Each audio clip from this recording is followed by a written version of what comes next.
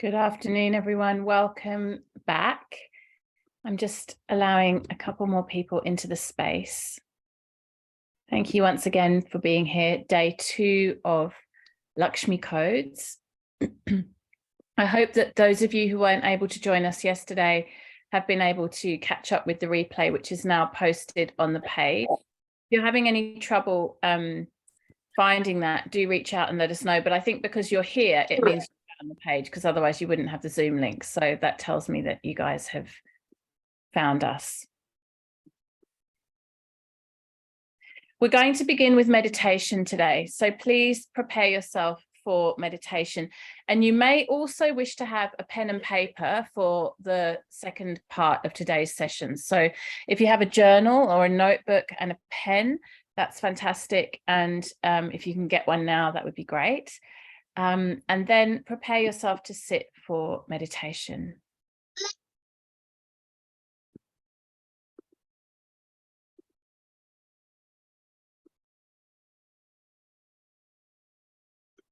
So those of you just coming in, I'm just asking if you can please get a pen or paper or journal, something to write with, and also prepare yourself to start with meditation.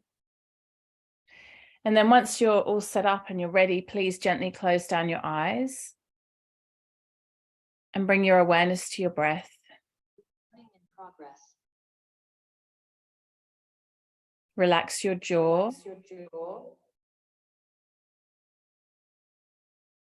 Relax your face. Feel the skin of the face become soft and smooth.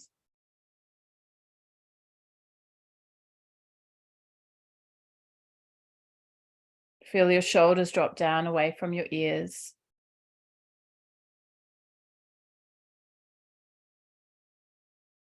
A slight lift from the sternum, from the breastbone.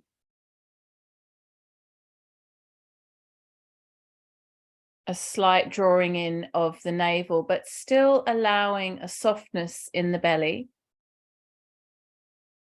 so that as you inhale, you can feel the belly gently expanding.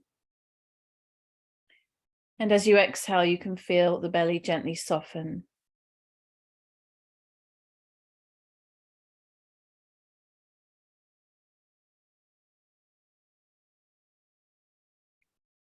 Feel your connection to the earth.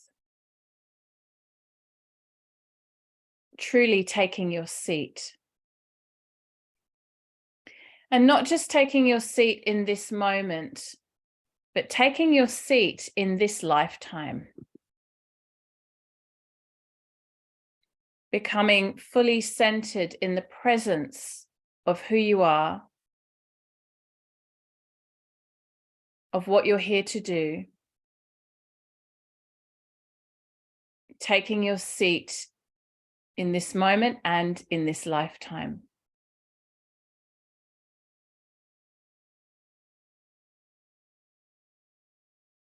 Connection to earth.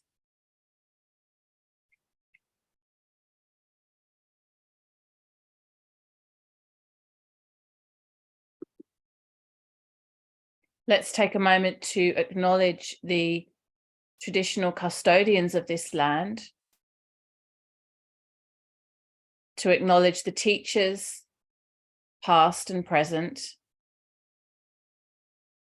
and to acknowledge the wisdom keepers within our own personal culture and ancestry.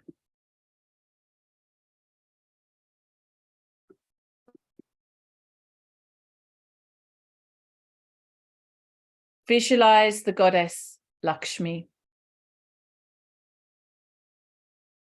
Imagine that she is seated upon a warm blue ocean. It's as if she is literally seated on top of the ocean. Her hair is long and black. Her almond-shaped eyes are half open and they are brimming with love.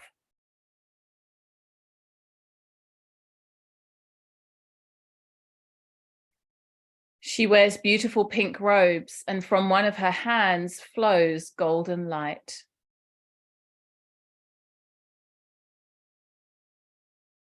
Her other hand is outstretched towards you, as if welcoming you to her.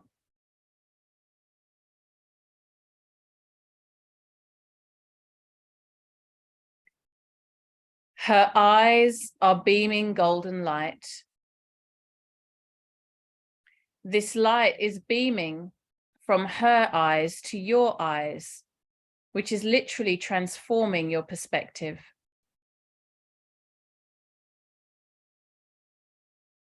You are filled with a feeling of total love. As you gaze upon her, you feel enveloped completely with love.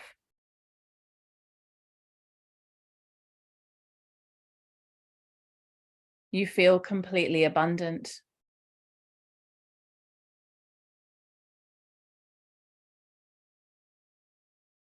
As you continue to gaze lovingly upon her beautiful form, you begin to notice that in her hands are lotus flowers.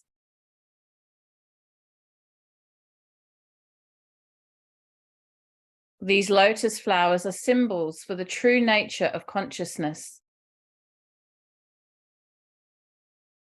untainted by negativity or anything ugly. These flowers symbolize profound beauty. In the beginning, the lotus flower comes from mud and muck in murky ponds. This dirt is necessary for her to bloom into the fully beautiful flower which she is now.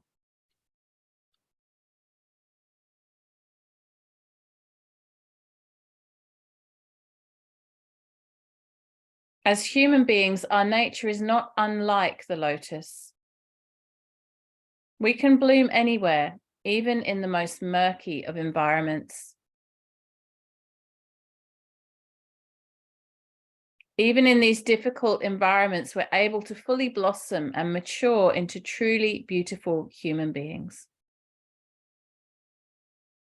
Both the goddess herself and the lotus flower itself are associated with this blossoming, this unfurling, radiating a kind of profound beauty and grace that is hard to ignore.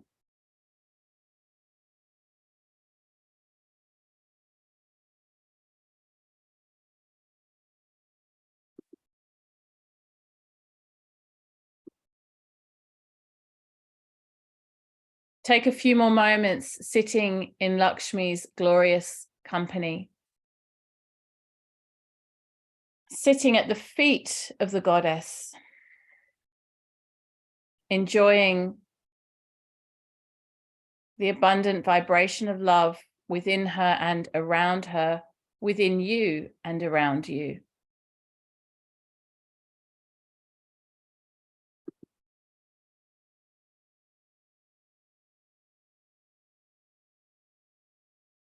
Soaking up this darshan, this holy presence, like a dry sponge soaking up water.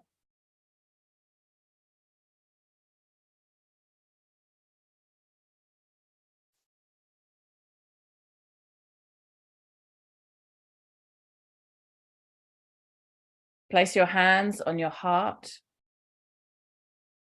Om Shri Mahalakshmi Namaha. Om Shri Mahalakshmi Namaha. Om Shri Mahalakshmi Namaha. And bring the palms of your hands together in front of your heart. Gently bow your head.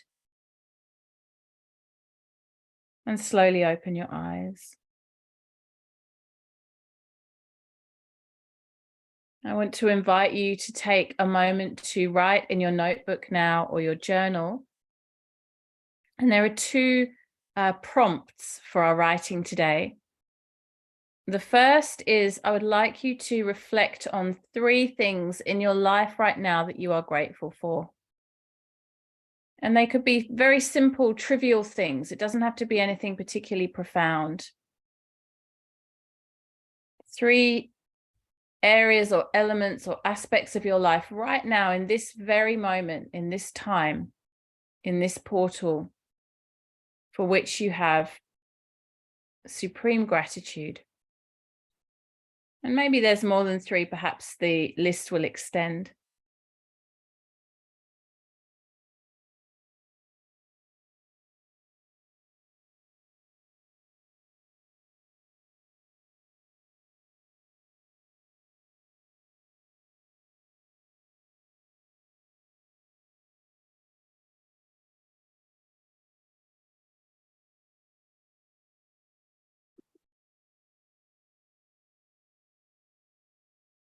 And then the next prompt, the second prompt, I'd like you to, and this one might take you a little bit more thought, I'd like you to think of 3 people to whom you are grateful. 3 people, really what it is 3 people that you would like to thank. Something that they have done for you, something they've enabled, supported, facilitated, generously given.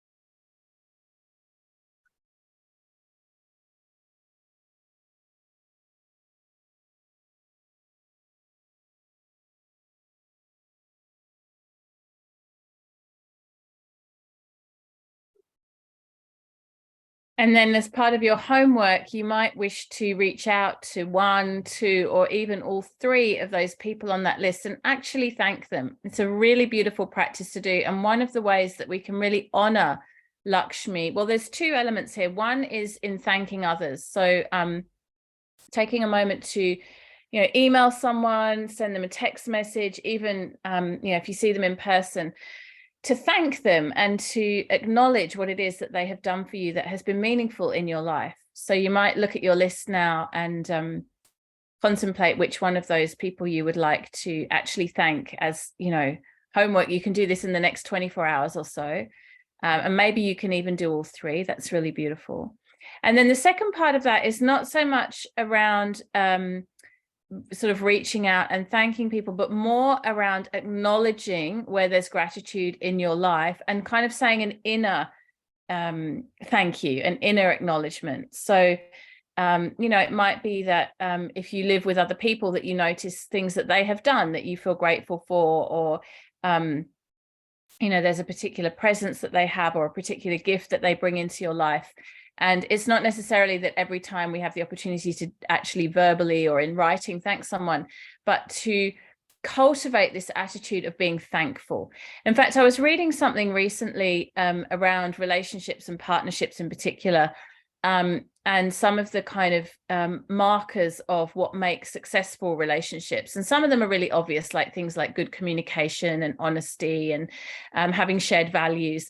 But one that kind of stood out to me that is an indicator, and this is like a study has shown this, an indicator of a successful relationship is when partners thank each other. They actually take the time to say thank you. And it can be for really small things, right? Often when we're with someone in partnership, we become quite used to the things that the roles that we each play. And so a lot can be taken for granted or just assumed. And so taking the time to actually say thank you is a really, really beautiful practice. And likewise with other people in our lives, could be parents, could be children, could be work colleagues, housemates, friends, family, just taking the time to actually say thank you. It's a really beautiful practice. I wanted to share with you a short reading today. It's in 2 parts. It's very much linked to the Lakshmi teachings, although actually the author who's written this particular reading that I'm going to share comes from a Christian background. The book it's from is called Illuminata, and it's written by Marianne Williamson, who I know many of you will know. Many of you will be, familiar with her writing.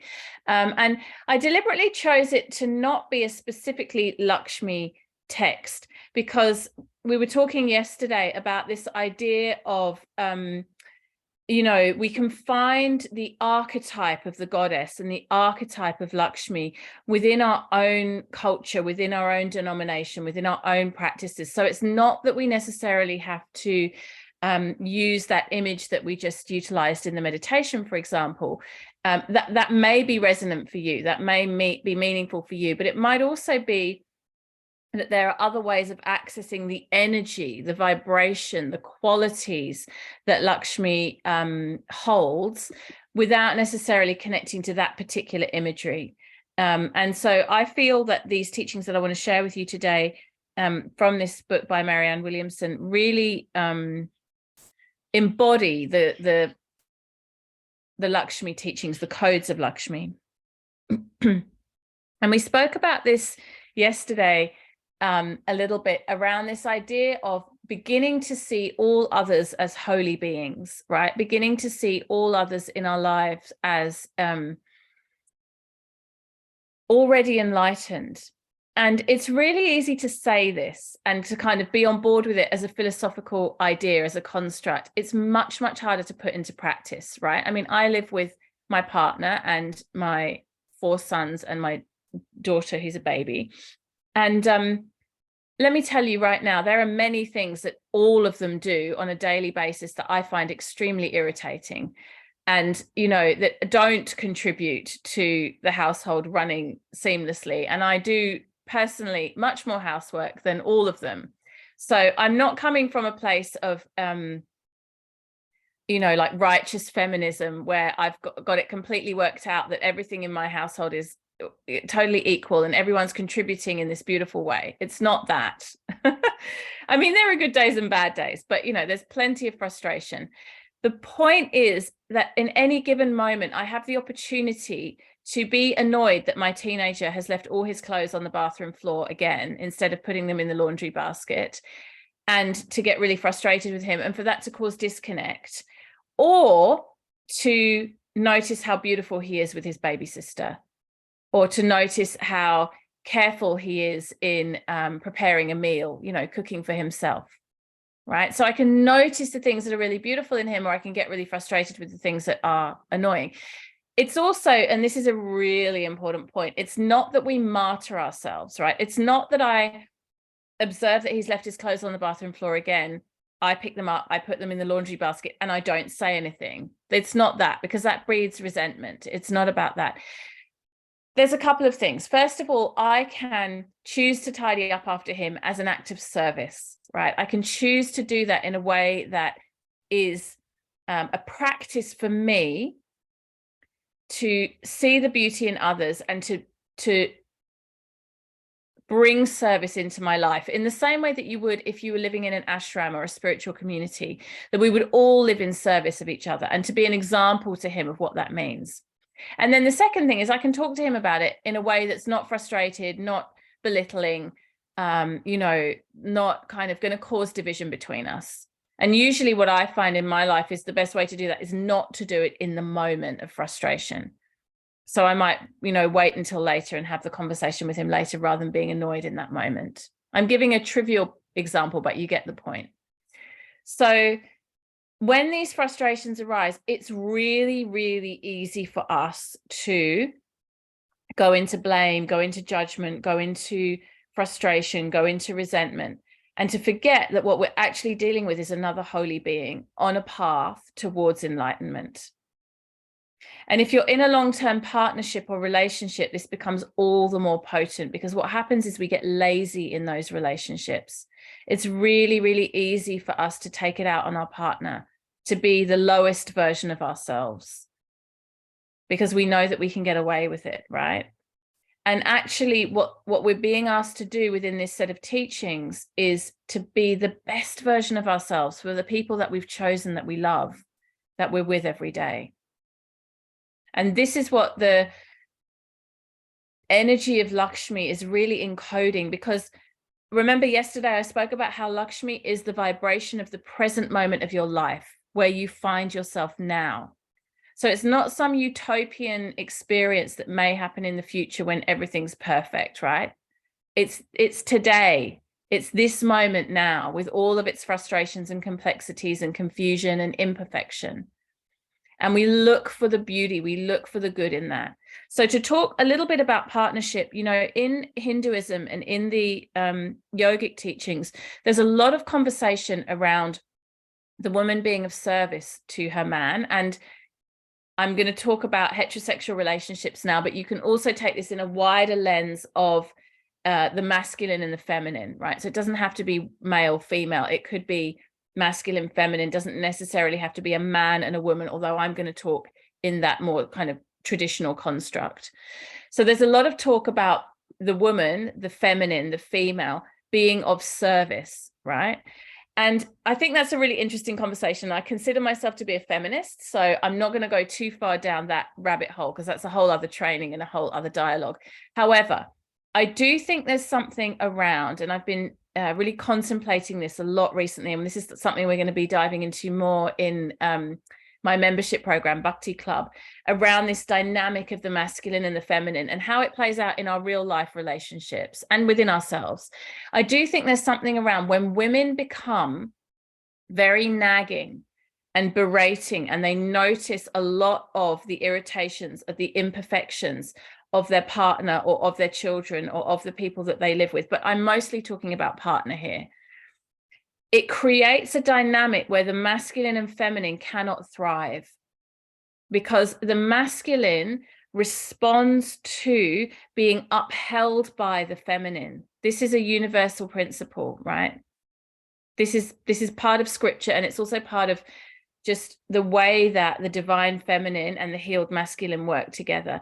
The masculine thrives when it's upheld by the feminine. And that upholding, really literally what's being asked of us is that we see the best in the other person. That we look for and we find and we see the best, rather than you didn't do this, you didn't do that, you said you'd do this, you blah, blah, blah, blah, blah, blah, blah, blah, blah, blah, blah, blah, right? I'm responsible, you know, I do it too.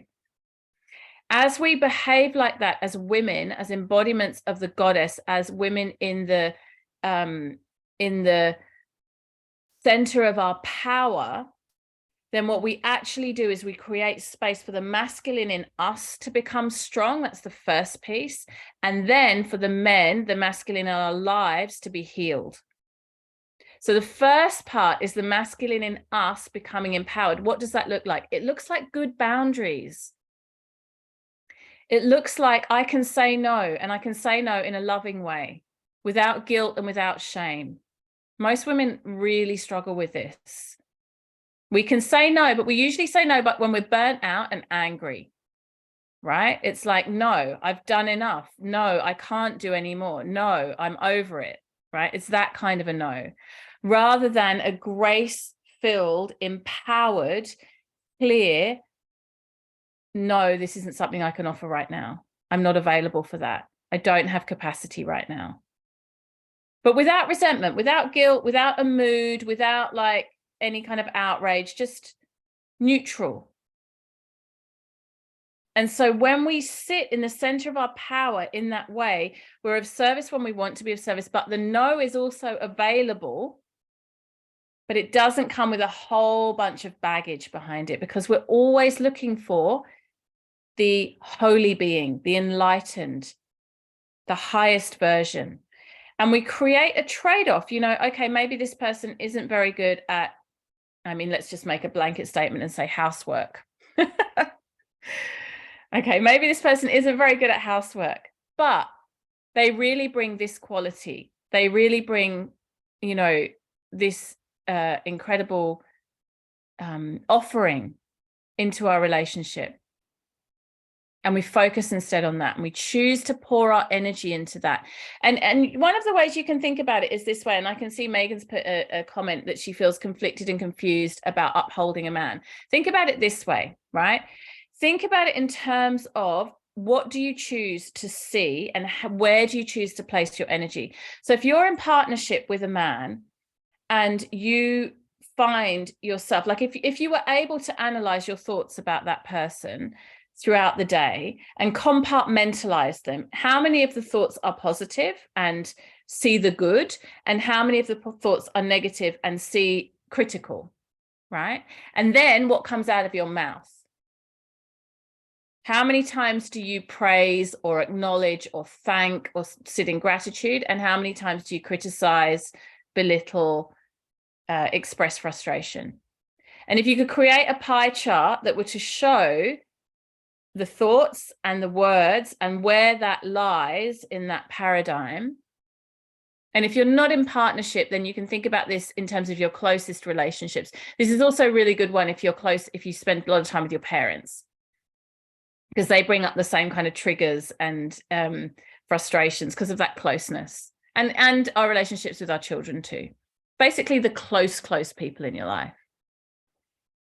Look at the pie chart. Ask yourself, you know, am I constantly dwelling in criticism and blaming and frustration? Or am I looking for the best in this person? And then what am I verbalizing? What's coming out of my mouth? And just make that observation, because to uphold someone means to elevate them. And actually, as most of us as parents have become much better at this than the previous generations. You know, if you think about how we were spoken to as children, or, you know, generations even going back further, that we didn't have the same understanding about self-esteem, and children were often spoken to in ways that were very dismissive and belittling. These days, we're all really good at like, oh, good job, that's amazing, you can do anything, you're incredible, with our kids, but many of us not so much with our partners. What if we were to speak to our partners in that way? I mean, also, what if we were actually to speak to ourselves in that way?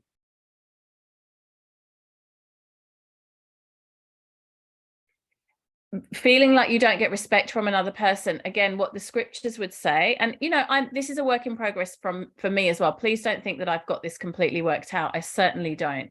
But the teachings that we would receive around that is, when you show more respect, you will get more respect. Unless you're in an abusive relationship. Like, there's a point at which, if you're in a truly abusive relationship with someone who is emotionally manipulative, that's a different thing. And then my recommendation, honestly, would be to get out of that relationship. Like, a toxic relationship, you know, they do exist, and it's not that will never be a place that's healing for anybody. But if you're in just a regular relationship with all its frustrations and all its messiness and all its mixed up stuff, begin first by showing the respect and see what comes back. It's very difficult for someone to be in an argument with you if you refuse to engage with that energy. Just try it as an experiment, see what happens. So let me tell you what Marianne Williamson says about this, and she articulates it much better than I think I just have. Goddess, I am ready to see perfection in another human being. I am ready to surrender all my thoughts of how they are not good enough.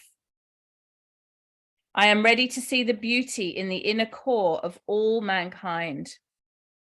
If there is one person, either in my life or on their way, who would benefit from my vision of her loveliness, let her make her way into my arms. May my perception of beauty wash away all hatred. May my forgiveness of her errors release her from guilt. May I learn to support, to listen, and to understand. May I learn to serve the quest for higher ground. May I learn to give joy, to nurture, and to share. And most of all, may I never forget to pray for love.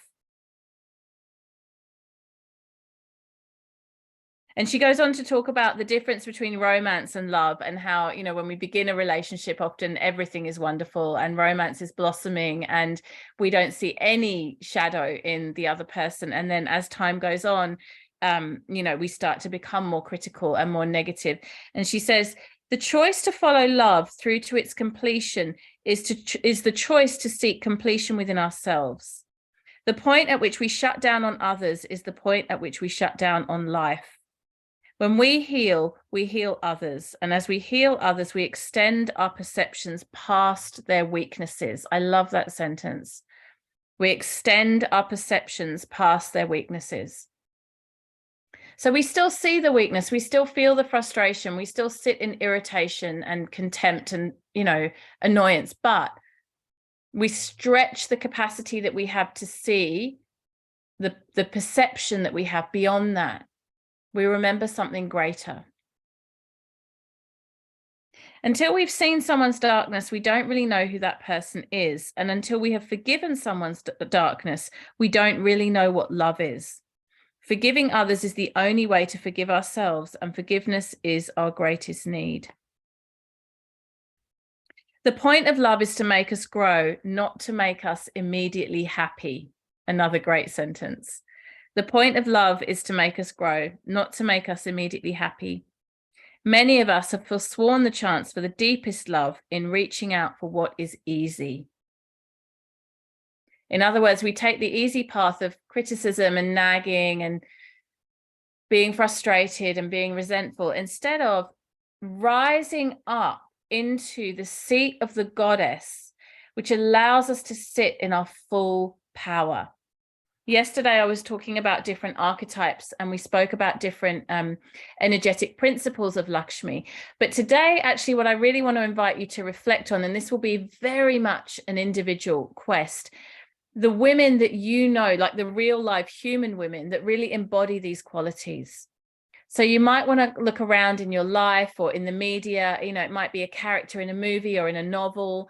It might be something someone that you know, another person, and really see the goddess in those people. See the energy of a woman in the center of her power, a woman who, and it's certainly not about weakness. It's absolutely not about being a doormat. It's about being very graceful and very present and very in the center of our own autonomy and sovereignty, but without the nagging, without the criticism, without the negativity, without the it should have been different vibes. And for me, again, we spoke about this yesterday when we spoke about personification. It can be really helpful to think about a person who I know, or the energy of like a character or a particular presence that really embodies that quality and reminds me. So you might think of the patience of your teacher, for example, or whatever it is that you need to bring more of into your life, almost like you're vision boarding what those qualities are and where they show up, even to the point of like, what kind of clothes does this person wear? What kind of facial expressions would this person have? I noticed myself the other day at school holidays at the moment, and I always get the most frustrated in the school holidays because the kids are around and it's just busy and full. And I noticed myself the other day talking to my 7-year-old, and I could feel myself really scowling and frowning and just like making such a grumpy face. And I thought to myself, I caught myself in that moment. And this is a Lakshmi teaching, right? Present moment, meeting yourself in that moment. I could feel my grumpy face, and I thought to myself, this isn't how I want my child to remember me looking at him. I don't want him to remember me with this grumpy, scrunched up, angry face. And so I took a moment to just soften and relax and laugh and find the humor. And it was nothing important. It's usually not so important. We just need to soften a little bit to let go. Exactly, as Jess says, how human of us. Exactly right. That beautiful practice of hand on heart, how human of me too. Forget the goddess. Forget that spark of divinity that's already within me. How human of me. And yet it's there, it's available. And sometimes through these archetypes, sometimes through this remembering, it really, it's really helpful. If you're a visual person, you might want to have an image, on your altar or in your kitchen or whatever it is that you look at that reminds you. Or if you're a words person, it might be a quote. It could even be a fragrance. If you use oils or you use incense, something that shifts your state, your emotional state, into one that comes back into alignment with the human that you want to be in your home environment. And we're talking a lot about the home environment today because that's really where Lakshmi resides. It's family, it's present time, it's this life, this moment with all the busyness.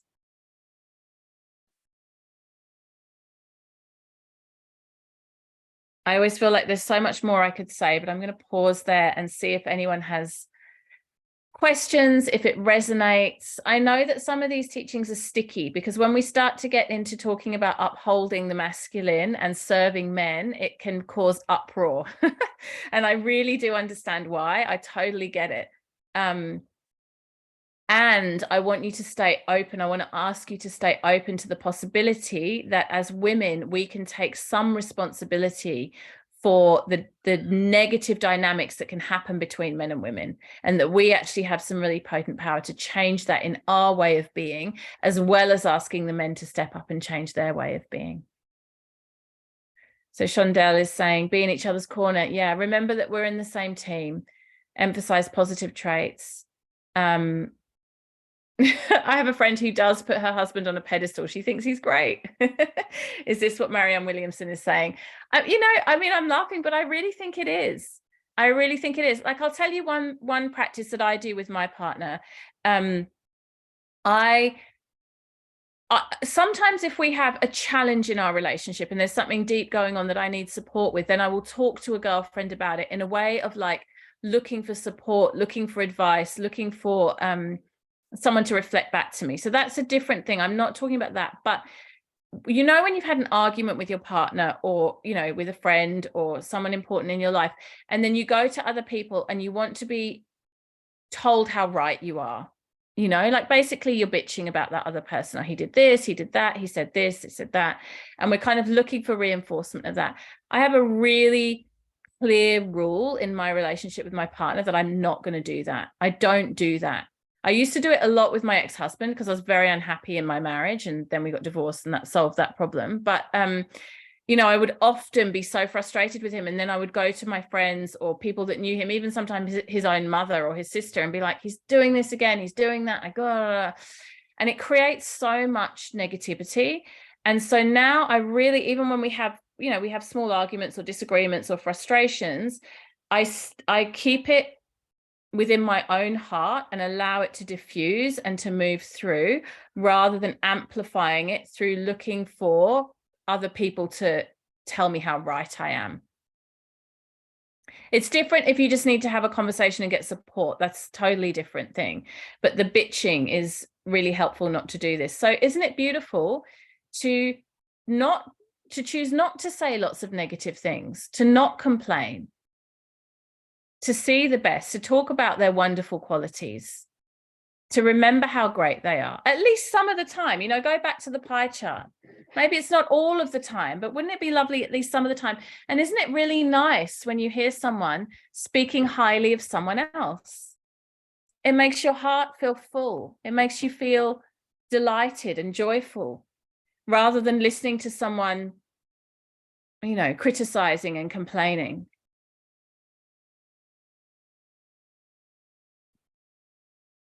Yeah, as Kylie says, such a beautiful way to engage in relationship. And I really notice, I know this to be true, and a lot of this comes from my work with Elena Brower, that when we create that shift in our relationship dynamic, everything starts to change. This is also a gift in parenting teenagers, like a gift, to see them as beings that are striving towards enlightenment in this lifetime. To see that, even if the evidence doesn't appear to be there, to believe it and to come at the relationship and come at your interaction from that place. Just as an experiment, you can try it. It really is such a beautiful way of being.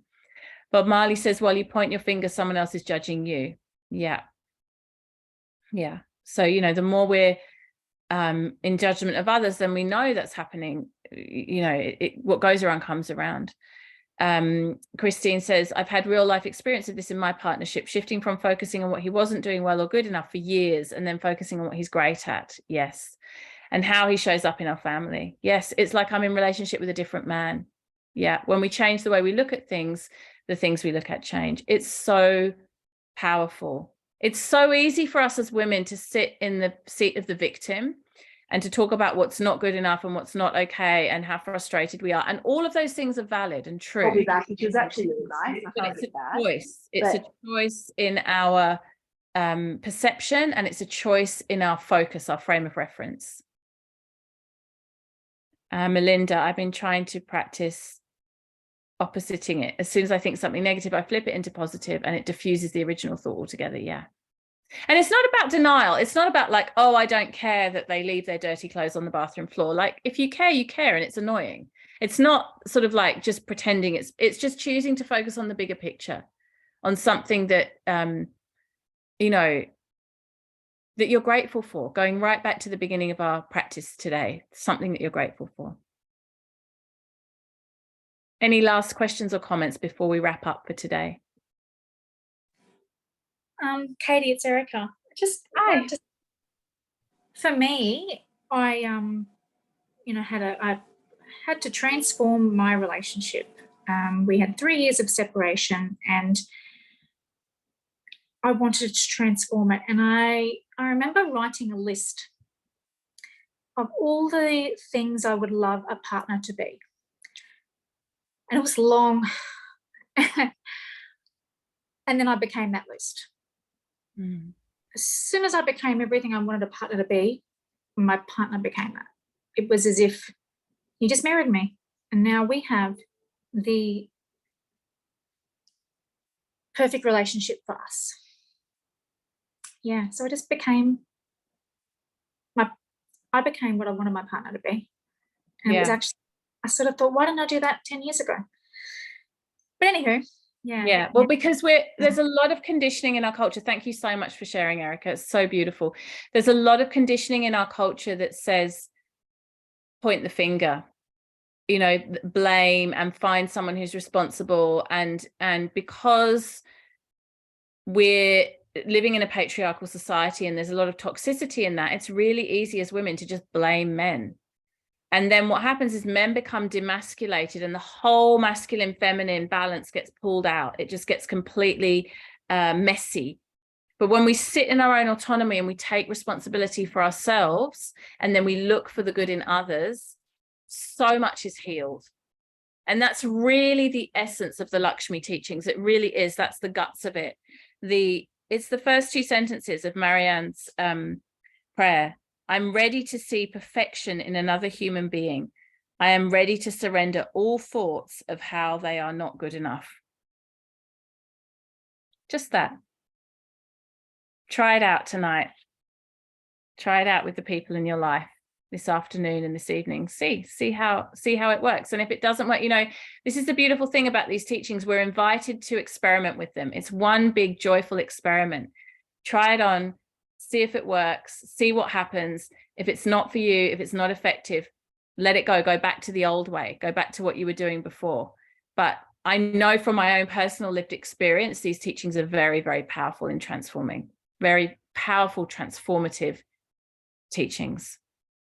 We're going to come back a little bit more tomorrow to some of the sort of details around Lakshmi and who Lakshmi is as a goddess and what she represents. But today I really wanted to dive into that relationship piece, and particularly that piece around looking for the beauty and the gratitude and the thank yous and the holiness in the people that are in our lives.